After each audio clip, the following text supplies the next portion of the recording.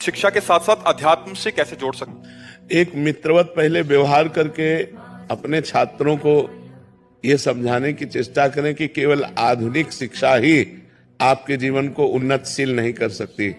आध्यात्मिक शिक्षा में गंभीरता, धैर्य, विकारों के निवारण करने की क्षमता और विचार की पवित्रता और विचार की उत्तमता, ये अध्यात्म से प्राप्त होती है। नहीं, आज देखो पढ़े लिखे युवा व्यसन की तरफ जा रहे हैं, व्यभिचार की तरफ जा रहे हैं। व्यसन और व्यभिचार जिसके जीवन में आया, उसका जीवन उन्नति क्या कर पाएगा? वो तो अवनति के मार्ग में जाएगा।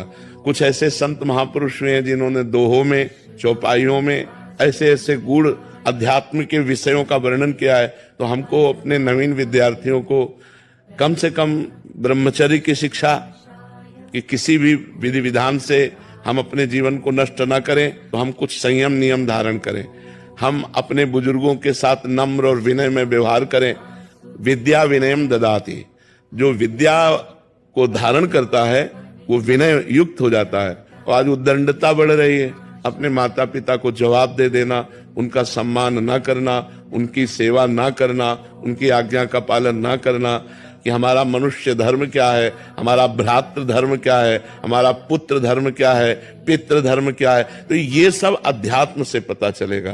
तो हमें लगता है थोड़ा स्वयं शास्त्रों का अध्ययन करें, सत्संग सुने और अपने विद्यार्थियों को मित्रवत ऐसे बैठाल करके थोड़ा अध्यात्म की भी शिक्षा देनी चाहिए।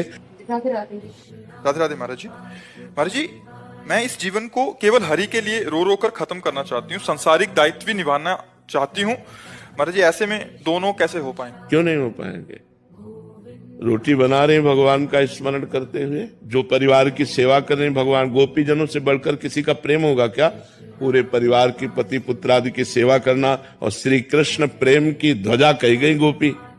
और गोपियों ने कोई सन्यास वेश धारण किया, या गोपियों ने कभी हाथ, किसी गोपी का चित्र दिखाओ जिसमें वो माला लिए हो? कभी नहीं।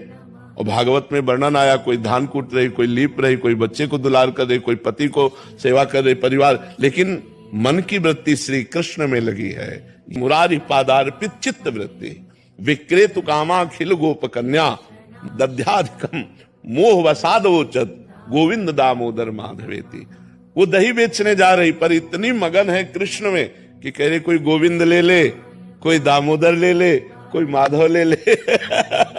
मतलब कितनी उच्च कोटि की अवस्था है कि क्रिया संसारिक है और स्थिति भागवतिक है। इसीलिए परमहंस सुखदेव जी और परम ज्ञानी उद्धव जी, बड़े बड़े महात्माओं ने गोपियों की चरण रज वंदना की।